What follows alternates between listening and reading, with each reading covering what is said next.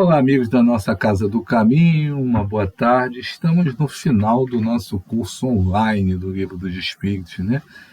Neste sábado, estamos terminando e, de forma concomitante, vamos reiniciar o curso do Livro dos Espíritos, lá na nossa querida Casa do Caminho, já podendo voltar depois dessa pandemia, desde 2020, o curso presencial, a quem convidamos a todos estarem conosco, com os nossos colaboradores habituais, especialmente o Otávio, eu, Andréia.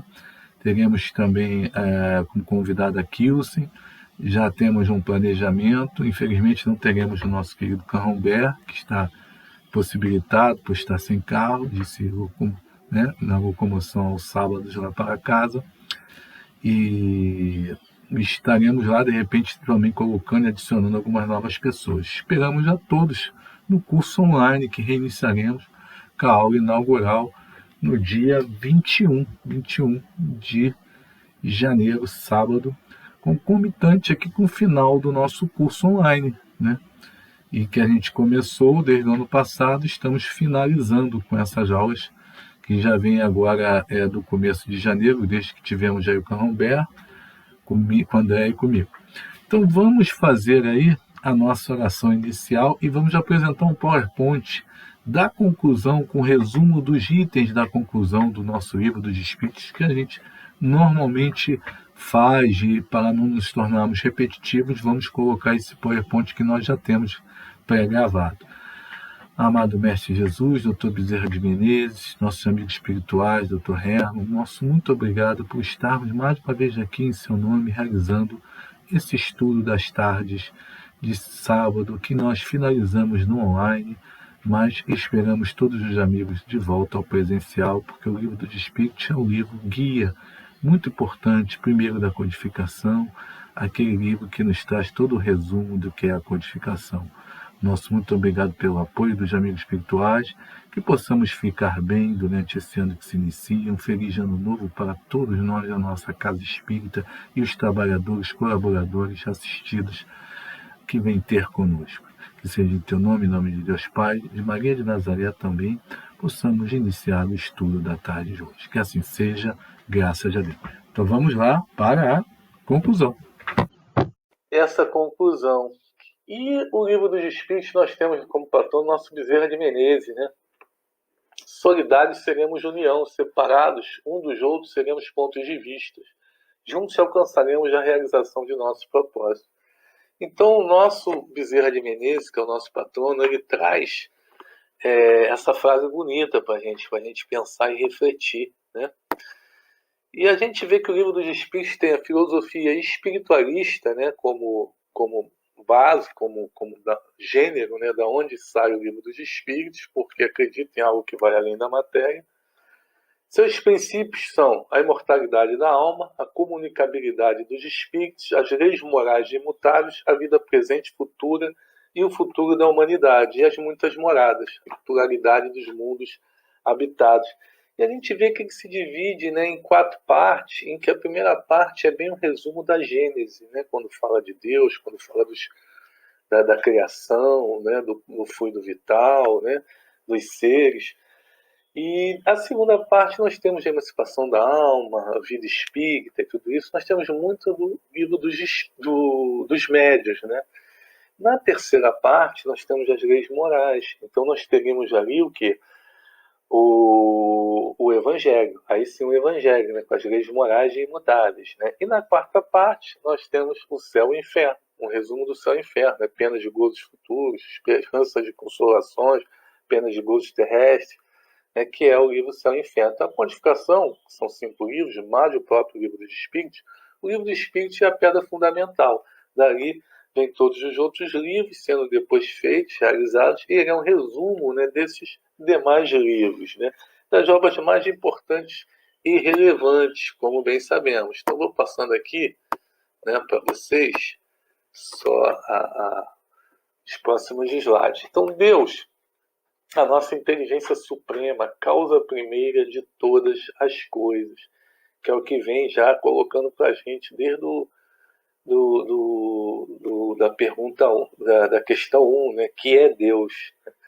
A caridade ao amor ao próximo é a base, né? A base moral do Livro dos Espíritos. O amor e a caridade são complemento da lei de justiça. A lei de justiça, amor e caridade é a das leis principais, da onde se resume, né, todas as outras leis, né? E que estão juntas, já falamos por quê, até numa palestra, numa reunião na quinta-feira, né? A justiça, amor e caridade estarem juntas como conceito, que aí se realiza de verdade a justiça divina, de forma mais efetiva. E a caridade é o BIP, famoso BIP, que o nosso querido Gilberto, a quem me emprestou esse slide, que já vem desde 2001, né, com ele ou até antes, e a gente só faz uma adaptação ou outra, mas que a gente sempre gosta de utilizar, é a benevolência para com todos, a indulgência para a imperfeição dos outros, a perdão das ofensas, que é a base da caridade, né?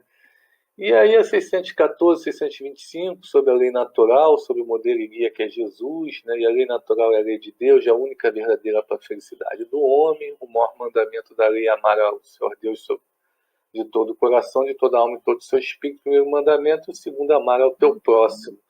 Né? Da onde vem a lei de justiça, amor e caridade. Você desejar o bem ao próximo, né? Você respeitar o direito do próximo, querer a ele o que você queria para você, né? E você realizar o bem na prática, que é a caridade.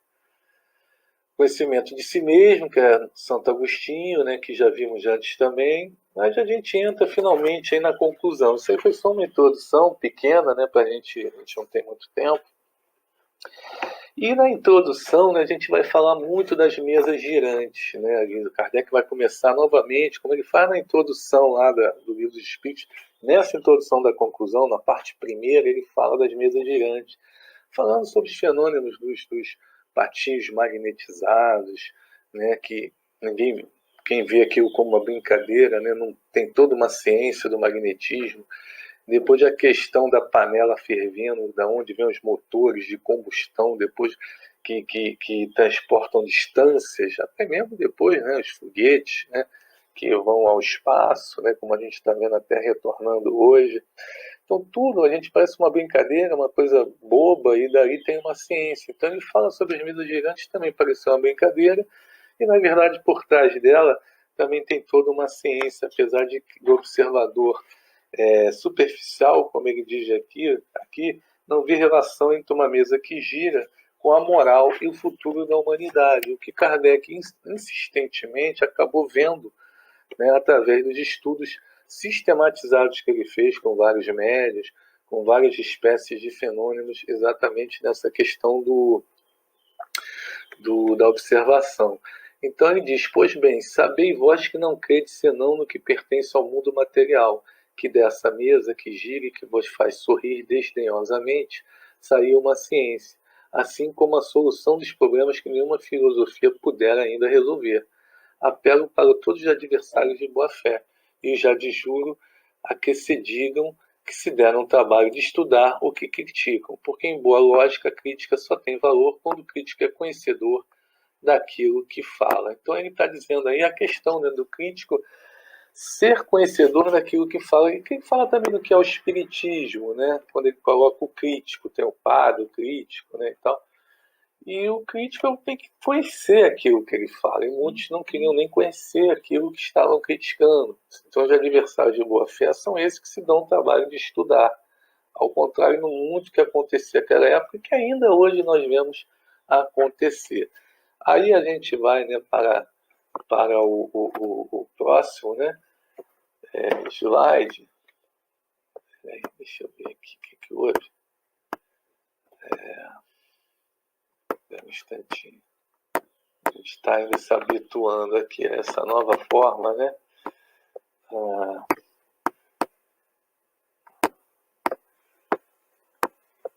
Aqui. Que é a parte segunda, né? Vamos lá. Não, parte segunda. Então o Espiritismo, na parte segunda, colocado para a gente assim, é o mais terrível antagonista do materialismo. Não é, pois, de admirar que tenha por adversários os materialistas. Então, se na parte primeira nós falamos da mesa girante, o princípio de tudo, exemplo da panela do fogo a vapor, O interesse do homem pelos fenômenos, né, é trazido até por isso, por curiosidade, né? O espiritismo, por sua vez, ele vem trazer como grande adversário ali naquele momento os positivistas, os materialistas. Né? Não é por admirar que tenha por adversários. É coisa estranha, os mais céticos chegam a falar em nome da religião, que não conhecem, não compreendem melhor que ao espiritismo. Então, quer dizer, quando ele fala aqui, né, no meio do texto isso, né, que é o alvo deles é o maravilhoso ou sobrenatural, mas os próprios religiosos que criticavam a religião em si com milagres, com a questão da própria comunicabilidade que havia dos anjos com Moisés, com outros personagens bíblicos, também traz esse maravilhoso e sobrenatural, né?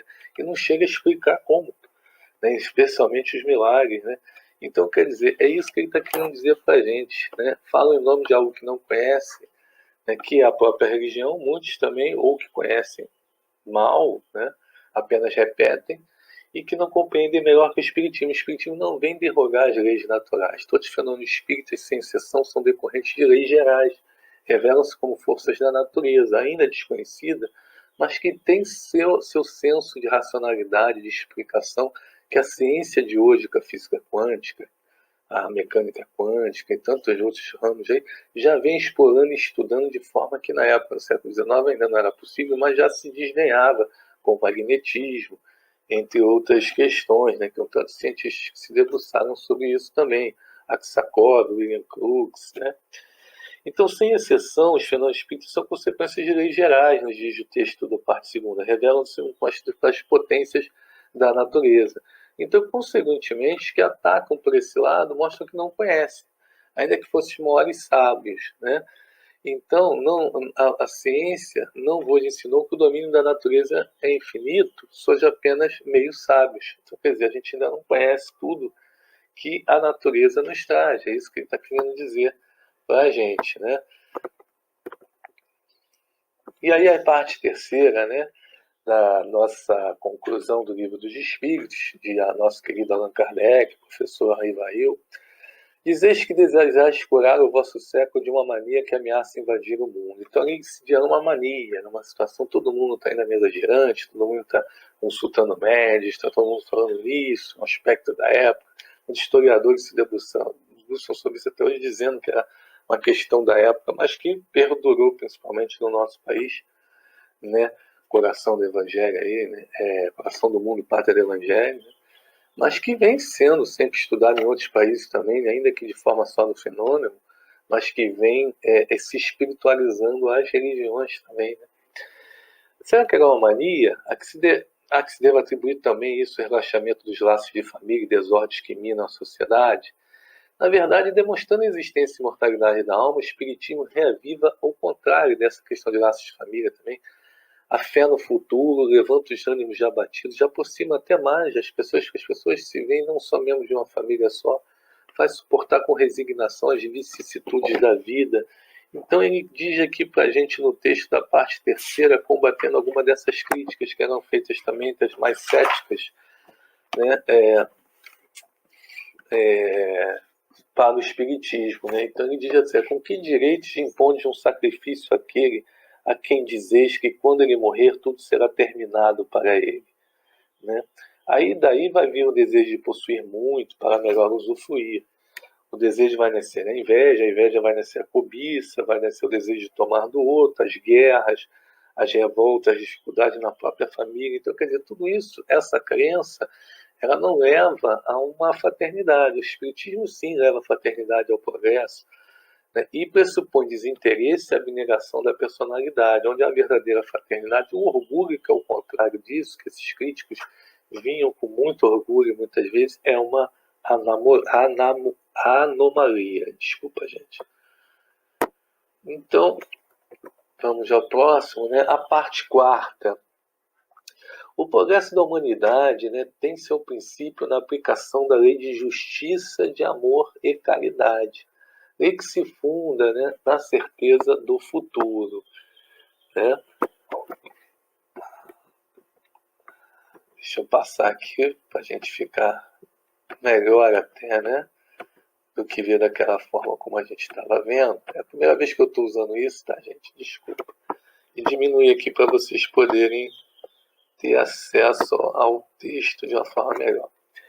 Então, o progresso da humanidade tem seu princípio na aplicação da lei de justiça, amor e caridade, que falamos lá nos primeiros slides. Então, quer dizer, a lei de justiça, amor e caridade é a lei que diz respeito, né, da onde saem todos as outras leis, as demais leis, né? Você tem, então, a partir dela, a interpretação e aplicação vetor de todas as demais leis. É uma lei que se funda na certeza do futuro. Dela derivam todas as outras. Só ela pode curar as chagas da sociedade. Comparando a idade e os povos, pode ele avaliar quanto sua condição melhora, à medida que esta lei vai sendo mais bem compreendida e praticada. O homem quer ser feliz, é natural esse desejo. Ora, buscando progredir, o que ele procura é aumentar a soma da sua felicidade, sem que o progresso careceria de objeto, né? Então, primeiro já vimos que o Espiritismo não derroga leis naturais, no item 2, né? Ao contrário ao orgulho materialista, que induz ódio, relaxa laços de família, traz egoísmo, traz guerras, traz revoltas, né? Lembramos até do encontro que tivemos do Livro dos Espíritos esse ano, presencial 2019, sobre a questão do materialismo, né, e as consequências dele para a sociedade, em contraponto ao espiritismo, como o Dr. Bezerra de Menezes, no famoso sermão que ele faz no Centro Espírita contra o materialista, retratado no filme do Carlos Vereza, mostra para a gente. A humanidade, então, progride na lei de justiça, amor e caridade, que a parte quarta vai colocando para a gente. O homem quer ser feliz, é natural, ele só procura o progresso. Quando, porém, conseguir a soma dos gozos que o progresso intelectual pode proporcionar, ele se compenetrará de que não possui a felicidade completa. Vai reconhecer que esta felicidade é impossível. É impossível sem o quê? Sem a parte moral, sem a segurança nas relações sociais. A segurança que somente o progresso moral pode lhe dar, porque há duas asas. A asa do conhecimento e a asa da moral. O Espiritismo lhe oferecerá mais poderosa alavanca para alcançar tal objetivo. A parte quinta, a gente já vai falar, né, novamente, Kardec vai colocar para a gente, os opositores do espiritismo, né, que são os que mais fazem publicidade, né, contra o espiritismo e acabam com essa publicidade até dando, né, com essa oposição sistemática, dando maior publicidade ao espiritismo. Numa frase lá, já no primeiro parágrafo, no final, ele diz: não vos inquieteis com a oposição, né, que os espíritos muito repetidamente diziam a Kardec. Tudo o que fizerem contra vós se voltará ao vosso favor. Basta ver o Auto de Fé de Barcelona, como a queima de livros, né, espíritas que estavam sendo mandados por Kardec para lá, pela Igreja Católica, né, quase como uma nova Inquisição ali, que acabou despertando mais curiosidade. Contra a vontade de Deus de amar a vontade dos homens, a má vontade dos homens não pode prevalecer. Então, tem uma força espiritismo em si mesmo, nos seus postulados, na essência até do Evangelho, né, que guarda. Então, os que dizem que essas crenças possam invadir o mundo proclamam por isso mesmo a força do espiritismo, né? E aí a gente tem, né, logo abaixo, três períodos distintos, lá no terceiro parágrafo da parte quinta, que apresenta-se o desenvolvimento dessas ideias espíritas. O primeiro é o da curiosidade. Né? A curiosidade que é a singularidade dos fenômenos produzidos desperta. Muita gente vai só pelo fenômeno. Segundo, o do raciocínio e da filosofia. Então a pessoa começa a pensar, olha, tem uma coisa ali para se raciocinar, se refletir, filosofar. Né? E o terceiro, da aplicação e das consequências. A gente ainda está um pouco ainda no segundo, tentando ir para o terceiro, e no Brasil tem muito do terceiro já. Na França ficou um pouco no segundo, mas também tinha coisas do terceiro. Mas o terceiro é o mais difícil, é o mais complicado. Né? Como ele diz para a gente aqui, o espiritismo progrediu principalmente desde que foi sendo melhor compreendido na essência íntima dele, né? Trazendo esse terceiro momento como o momento mais completo, né? Que você está aplicando as suas consequências, né? No seu dia a dia, né? A parte quinta continua, então, dizendo isso que a gente estava dizendo, né, que se assenta até nas bases da religião católica, ainda dominante naquela época, da religião cristã, por assim dizer, como um todo, Enquanto vos apoiais na incredulidade, ele se apoia na confiança em Deus, ao passo que convida os homens à felicidade, à esperança, à verdadeira fraternidade. Basta ver em todos os postulados que a gente começou no primeiro slide. Vós lhe ofereceis o nada por perspectivas materialistas, o egoísmo por consolação. Já o Espiritismo não, ele tudo explica, vós nada explicas, vós nada explicais. Então, quer dizer, o Espiritismo ele não impõe, ele não impõe uma coisa, ele expõe, ele explica, ele prova pelos fatos, vós nada provais. Como quereis que hesitem entre as duas doutrinas, né? Então, o que importa também é a parte moral, não as manifestações. E vemos então que a conclusão vai se alinhando novamente até com postulados que estão na própria introdução, né? Que Kardec vai refutando críticos e vai reafirmando, após tudo exposto nas quatro partes do Livro dos Espíritos, os postulados e a essência do Espiritismo. Falsa Ideia, na parte 6, diz para a gente: formaria do Espiritismo quem julgasse sua força que lhe vem da prática das manifestações materiais. Então, por sua vez, a sua força está na filosofia, na moral, e não apenas nas manifestações das mesas girantes, que depois até foram sendo substituídas, né, pela escrita, pela prancheta com lápis amarrado, depois pela psicografia escrita direta, né, que hoje a gente é comum nos centros de espírito, inclusive no nosso centro, né, existindo também a psicografia, mas existindo também a psicofonia, especialmente também. Espiritismo, diz para a gente na parte sexta, não é obra de um homem. Então veja bem, ele não é obra de um homem, nem de Kardec. Kardec apenas codificou o Espiritismo. O professor Rafael, transformando-se em Allan Kardec, pseudônimo, codificou o Espiritismo. O Espiritismo não tem um criador, uma religião sem um criador, o que já diferencia das outras religiões. São os espíritos, uma religião universal, que trazem para a gente esse conhecimento que já é antigo, que se encontrava em toda parte, em todas as religiões, até na religião católica, ainda que subliminarmente, lá no Egito Antigo também, para os iniciados, né?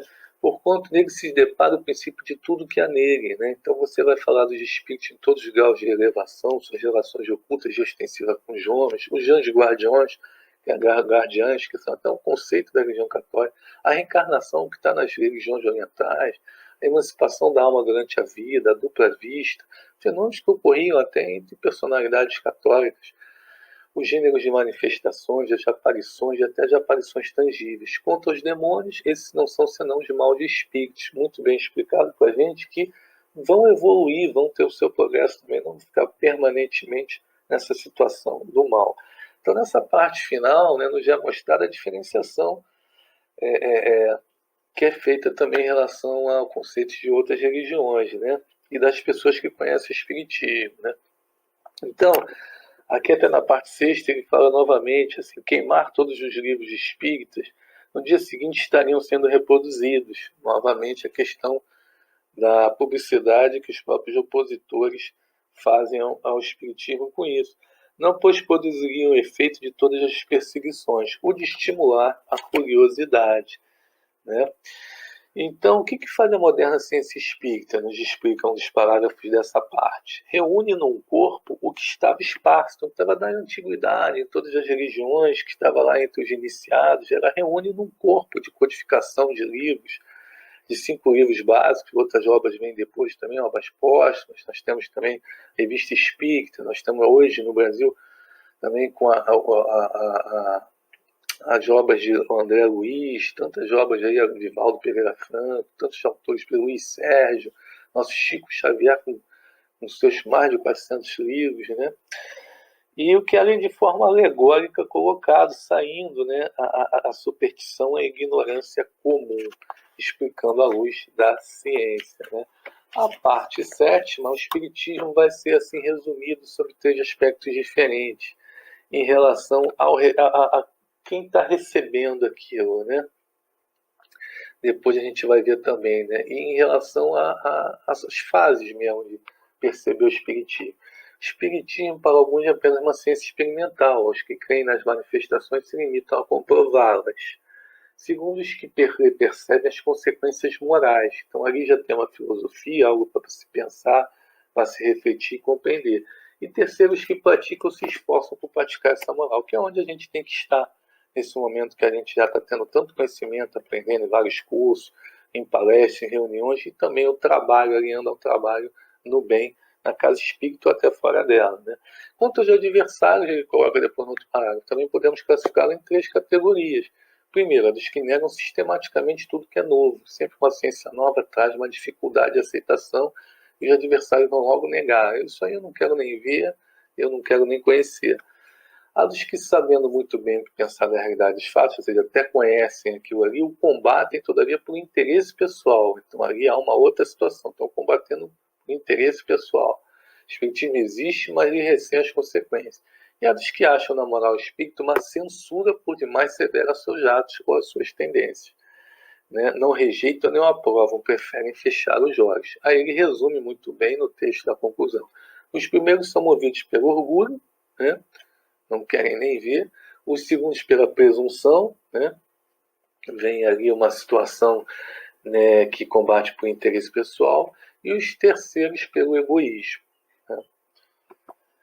Continuação da parte 7, o espiritismo dá ao homem ver as coisas de tão alto que, perdendo a vida terrena 3/4 partes de sua importância, o homem não se aflige tanto com as tribulações que acompanham. Então, quer dizer, é exatamente isso, né? A gente vê assim que tanta coisa que não é explicada e a gente ter tanta dificuldade, tanta dor nesse momento de pandemia, por exemplo, e a gente vê no apoio do espiritismo, da sua doutrina, dos seus livros, aquilo que é explicado, as provações coletivas, as expiações, aquilo que é explicado em relação também pelos médios de espíritos, as mensagens sérias, o consolo que nos é dado. Então isso aí, as aflições vão deixando de ser tão pesadas, né? Que a gente vai compreendendo melhor e se colocando melhor perante essas dificuldades. Né? E aí também o banimento da ideia de abreviar os dias de existência, a questão do suicídio. As pessoas já se afastam dessa ideia difícil do suicídio porque tem algo a que acreditar e tem algo por que acreditar. Isso é o mais importante. Por isso que a ciência espírita ensina que pelo suicídio sempre se perde o que se queria ganhar. Então ele faz essas 3/4 partes dos problemas da Terra serem esclarecidas, estando as mesmas sob controle. 3/4 partes porque ainda há coisas que para a gente, a nossa capacidade ainda não consegue entender, os próprios espíritos colocam isso para a gente. Ainda a gente está caminhando e a gente caminha com a ciência. Afastando a ideia do suicídio, estimulando também a indulgência para com os defeitos alheios. Também nos faz isso. Então, são esses 3 aspectos. Vai desenvolver o sentimento religioso, quem não o tinha antes, porque não acreditava por descrença, porque aquilo não explicava nada para aquelas pessoas. Os materialistas eram indiferentes quanto à questão de Deus, por exemplo. As muitas pessoas assim existem, né? Não seriam cultos e adorações que vão trazê-las, mas essa explicação racional que vai trazer mais. O espiritismo já traz envolvimento para eles, então. O espiritismo faz também ver essas 3/4 partes não explicadas e também afasta a ideia de suicídio, estimulando a indulgência para com os defeitos alheios. Né? E o que ele faz além de propagar a moral evangélica? Vamos ver no próximo item. Né?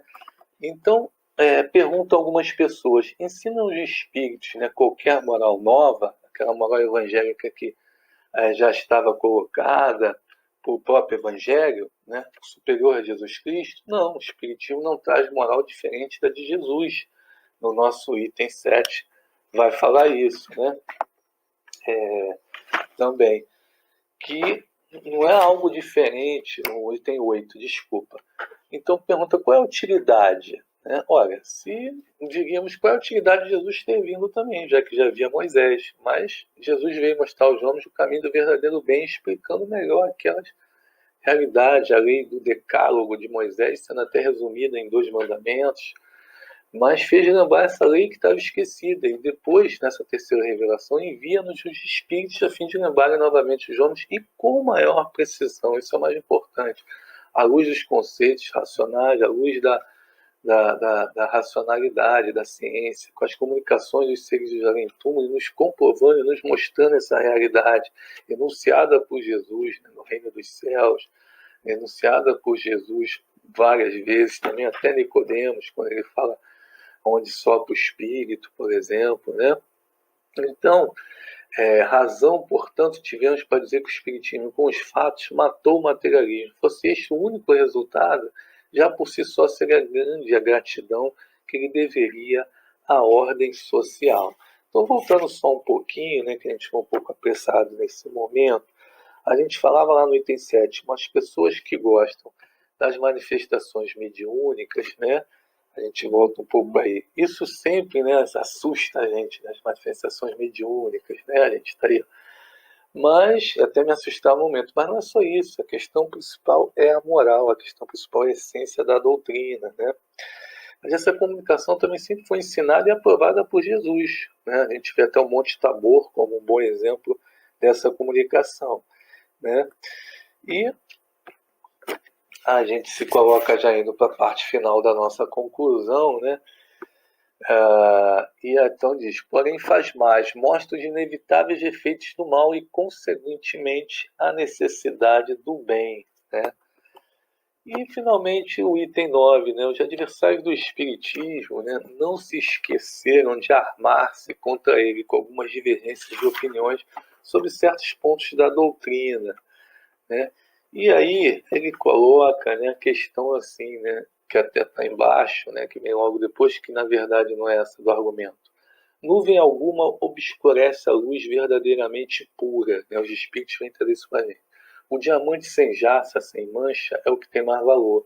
Julgai, pois, dos espíritos pela pureza dos seus ensinos. Então você tem ali também as divergências dentro, né, da formatação da doutrina espírita. Até hoje, alguns até trazem algumas divergências, mas nós temos toda uma codificação, nós temos todo um sistema que nos mostra, o livro dos médios, uma bússola para a gente combater, né, essas divergências, né? E aí o argumento supremo deve ser sempre a razão, a moderação, para garantir a vitória da verdade. Bons espíritos, aí você vai diferenciar as comunicações assim, só prega a união, amor ao próximo, e nunca um pensamento malévolo ou contrário à caridade pode provir de fonte pura. Então não esqueçais que entre eles, né, há aqueles que não se despojaram das ideias que levaram da vida terrena. Entre os espíritos há aqueles que vão se comunicar que ainda estão apegados à matéria. Saber distingui-los pela linguagem que usam, julgai-os pelo conjunto, né? Se há nelas orgulho, ignorância ou malevolência, não havendo o cunho da sabedoria e do amor que demonstra a sua superioridade, você já vai saber discernir essa questão, né? Então, em vez do postulado fora da igreja não há salvação, que alimenta a separação e a animosidade, que separa as pessoas dos povos, né, na humanidade, e as seitas religiosas, o espiritismo divisa, fora da caridade não há salvação. Esta é a igualdade dos homens perante Deus, a sua tolerância, a sua justiça, liberdade de consciência e benevolência mútua. Em vez da fé cega que anula a liberdade de pensar, ele diz, não há fé inabalada, senão que pode encarar face a face a razão, a ciência em todas as épocas da humanidade. Isso o espiritismo faz e acompanha. A fé até adianta, né, questões da ciência. A fé é uma base que se faz necessária, a inteligência perfeita daquilo que se tem de crer.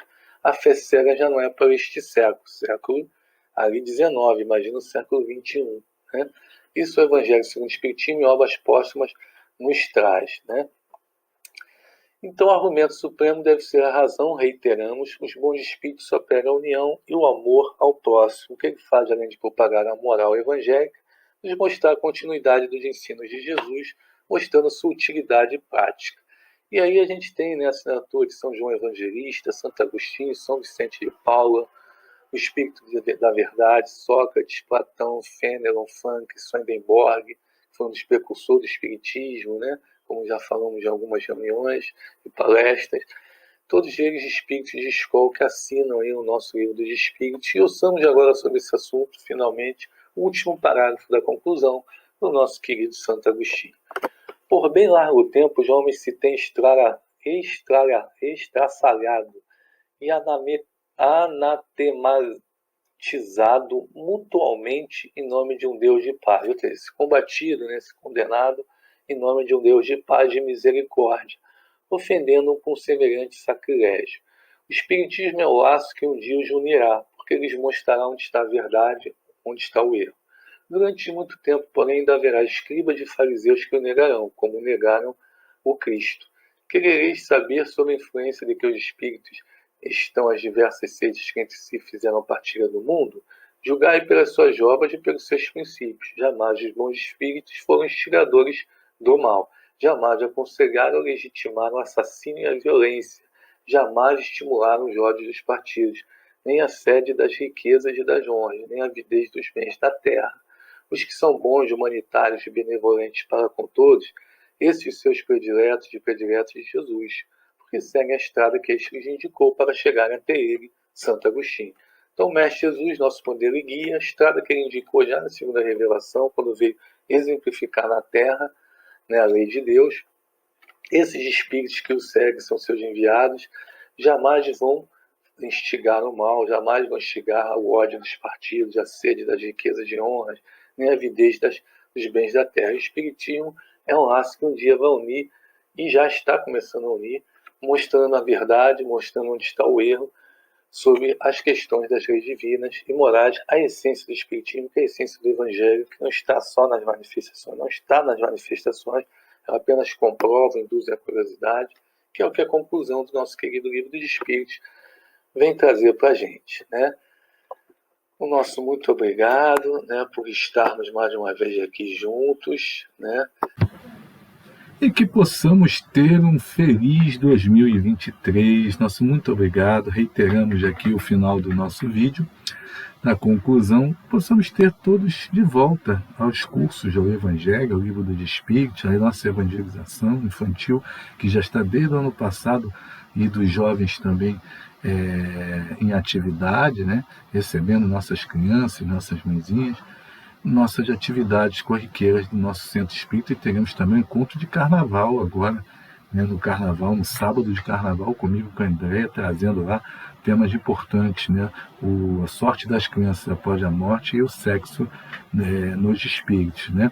Então a gente vai ver esses dois temas resumidos dos 9 centros de interesse que teremos do encontro do Leon Denis, nesse dia de sábado que teremos de carnaval, comigo, com a Andréia lá, realizando com os centros de interesse relativos ao tema. Aguardamos a todos. Nosso muito obrigado, obrigado, meu Deus, obrigado, Dr. Herman, obrigado aos amigos de espirituais, por mais uma tarde de estudo. Que sigamos em paz, em equilíbrio e serenidade, com um bom ano de 2023, de trabalhos, tanto na matéria e também paz na nossa vida familiar, na nossa vida em trabalho também, no nosso trabalho também, assim como também para o nosso país como um todo, para que possa poder tomar os rumos da paz, do equilíbrio, da serenidade e da ajuda àqueles mais necessitados e desvalidos. Que assim seja, graças a Deus. Obrigado a todos, tchau, foi um prazer estar com todos nesse curso online.